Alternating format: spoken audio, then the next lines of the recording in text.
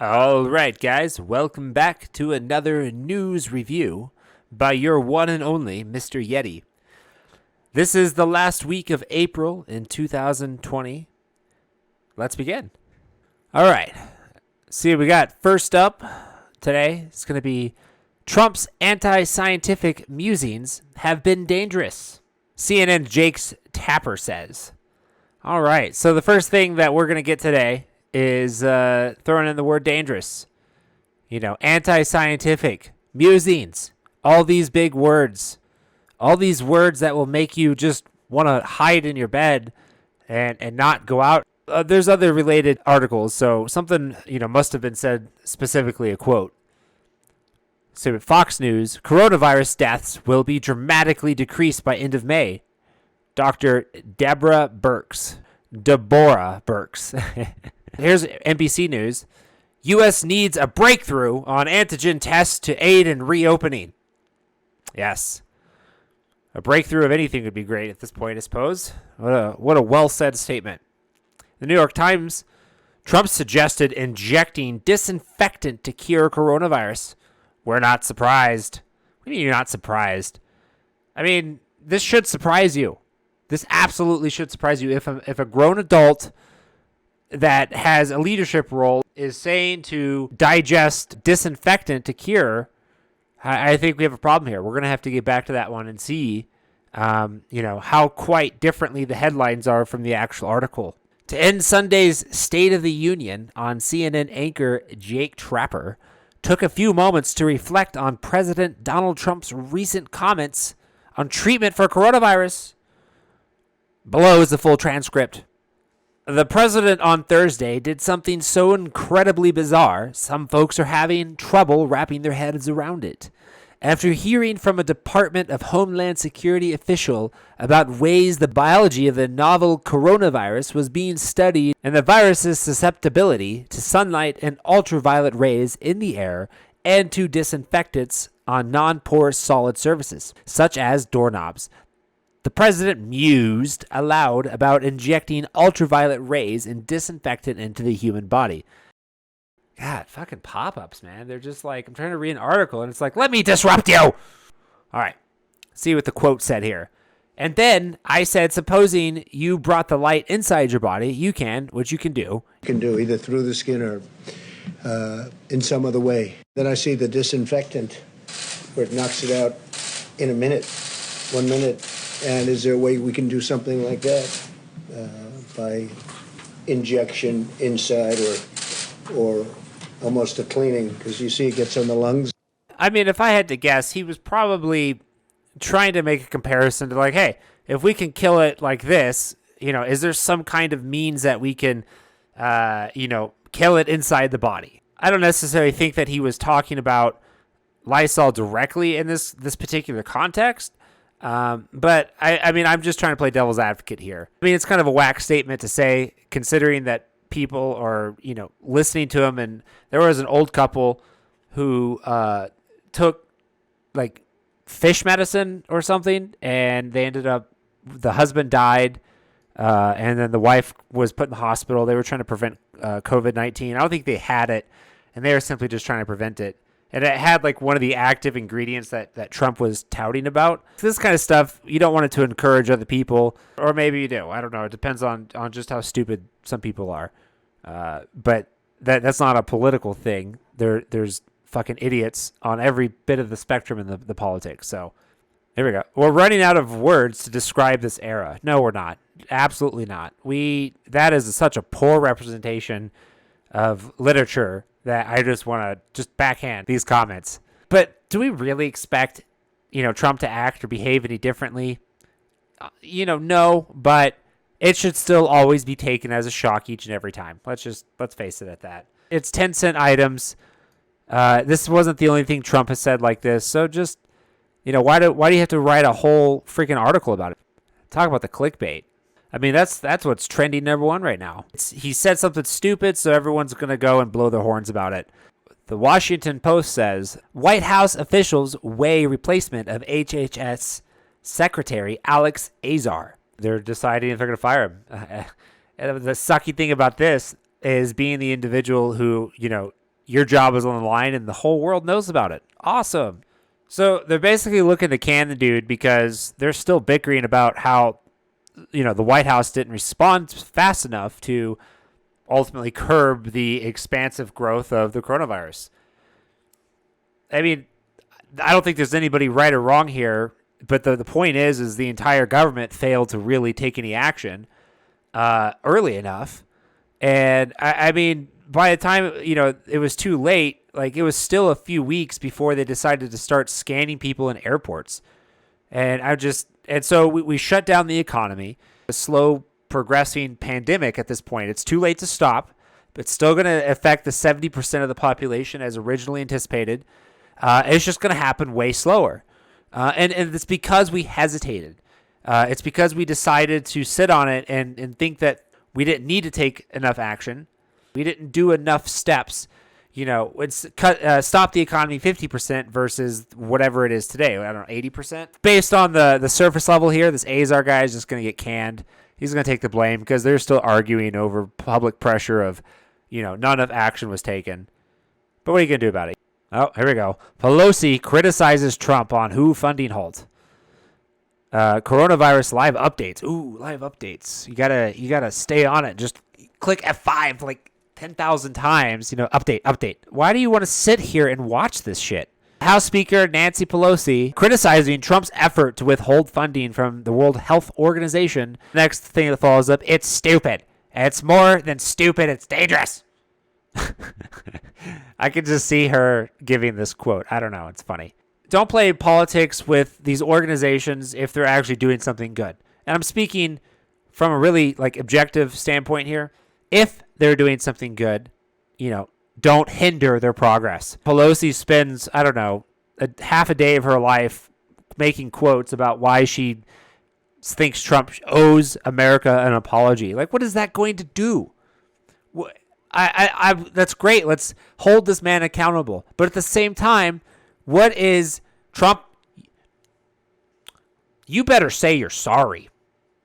I mean, the fuck does that matter? It doesn't. So stop trying to make it matter. This is a gem. NPR has not independently confirmed the Post reporting on steps the administration is taking to sideline the WHO. There's no worse journalism than injecting a statement in the middle of your fucking article and saying, we actually haven't done our homework.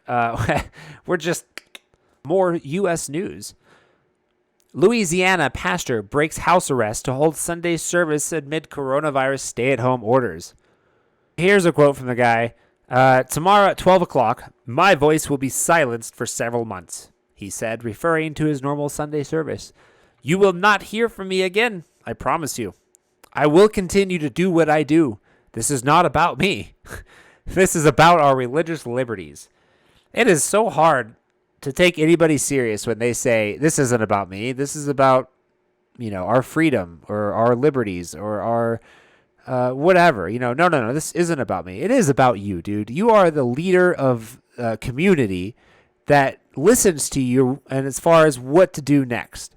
You have a responsibility to guide these people into the right direction. Okay, wait a minute. Folks, I thought this was going a different direction here.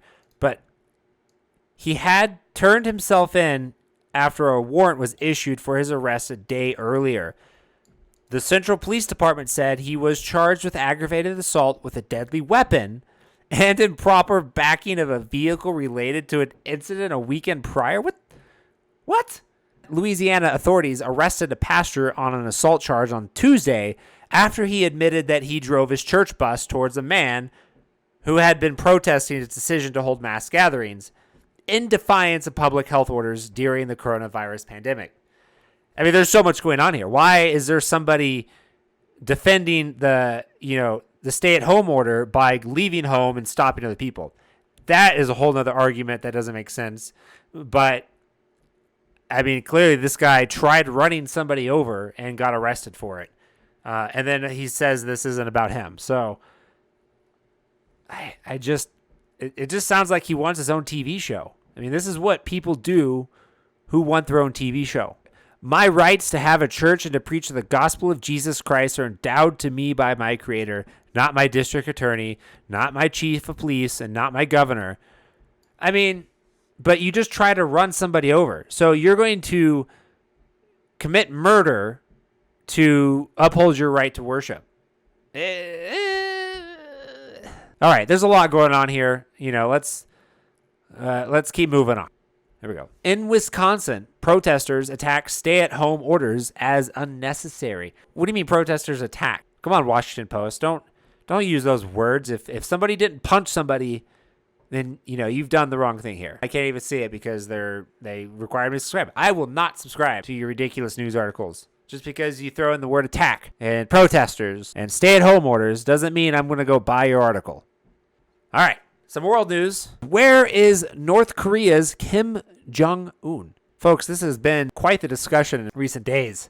Kim Jong-un apparently underwent a heart surgery of some kind. To the extent details are being largely covered up, he's likely recovering, but we have seen a lot of media use the word death in their headlines, and it is honestly pitiful, but I don't think he's dead.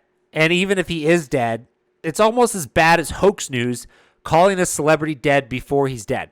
What is it, like Paul Walker? That poor guy died in the car wreck. And then like a week before that, there was actual fake news of his death. So when his real death occurred, coincidentally around the same time, people again thought that was fake news. It's just clickbait bullshit. People will throw in that word. They'll put it first in the sentence. So you have to sit there. Oh, man, he's dead. I really appreciate how we have an eye on North Korea like we do some kind of soap opera. He fell ill, and so his sister's going to take power, and there's going to be some Game of Thrones shit probably. You don't want to miss our next article on this. For the most part, none of it matters to any of us. Just the position that North Korea has created for themselves, it's hard to think that many people outside of them care at all. These news companies are just preying on North Korea to be able to provide them with more click. North Korea's male-dominated Kim dynasty may be about to hand over the keys to the Hermit Kingdom to a woman. I really don't think that's going to happen. I mean, these guys, 40, 50 years behind us. Kim Jong-un had to kill a bunch of people just to consolidate his power from his father's regime. Now imagine if his sister took over in what they call a male-dominated government and society. She's going to have to kill like 10 times as many people to shut them up and to change things. There's going to be some major fucking deaths going on in the government of North Korea if this were true. With speculation swirling over Kim Jong-un's health, all eyes have turned to his sister, closest confidant Kim Yo-jong, as his most likely successor. Why? Where's the source on this? Yo-jong may lack the bizarre high-fad beffonts of the 3 generations of male rulers in her family, but she shares her brother's secrecy and penchant for lashing out against political advisories. Still, so much about her remains a mystery. So much about everything in North Korea remains a mystery. Everything. For all we know, she could be fucking evil. She might be the closest thing to a Queen Cersei that we get in IRL here. Yo-jong has a reputation of aggressively pushing North Korea propaganda and was among the officials who have worked to enact rigid censorship policies and conceals its inhumane and oppressive behavior. The department said at the time. Look, if you're in a high government position for North Korea, you shut the fuck up and you do what you're told, unless you want to get, shot. Like, at some point, you can decide, I'm going to draw that line. I'm going to die on this hill today, for an issue or whatever. But for the most part, this should not be surprising. Among the North's power elite, Kim Yo-jong has the highest chance to inherit power, and I think the possibility is more than 90%, an analyst told Associated Press. What analyst? What do you mean it has the highest chance to inherit power? I don't think for any reason they're going to keep this in the family if he died. Why would any of the top government officials there, although, hundreds of old guys, just like, yeah, sure, let's just keep this rolling? They would have half of them killed. Like, it's just guaranteed. If this 90% is going to take place, it's because half of these guys are dead. Yo-jong may have to contend with her older brother, Kim Jong-chol, for power. Though he was already passed over when his father chose Kim. Well, there you go. That alone means that it's going to go to his brother. His father chose not to choose his brother, but in the death of Kim Jong-un, it's probably just going to default back to his brother whether he wants it or not. I mean, let's look at European monarchs for the past, 1,500 years. She has been routinely observed at her brother's side in public appearances and is involved in relations with Washington and South Korea, whose media has dubbed her the Ivanka Trump of North Korea. Who has dubbed her Ivanka Trump of North Korea? How is Fox News endorsing that statement? Is that an insult or a compliment? God, that is so confusing. Kim seemed to have a big rooted deep connection to Switzerland, though. She has gotten a lot more serious. Well, no shit. Her brother, who owns a country in grave danger, apparently. She's either going to do what she can to defend his regime, or she's going to take action to do what she can to protect herself. Or maybe she has somebody else's interest in line. If she feels that she can't grab power, then perhaps she will turn around and help the next best person to get in power. But I don't know what they mean by she's gotten a lot more serious. Like, was she not serious before? What are you comparing this to? When you see footage of her on receiving lines, she is smiling. A nice, friendly young woman. But when she's out of those lines, the smile vanishes, and she even looks like Kim Jong-il. Horrible writing. Like, it looks like him how? And there's plenty of political people who smile for the cameras and stop smiling when they get off. That is nothing crazy. So I realize I have a ton more to cover, much more than I want to go to in this video. So as I grow, I'm going to learn how to better organize this material. But please, if you have anything you want to hear more about, let me know in the comments. But otherwise, thanks for watching, guys.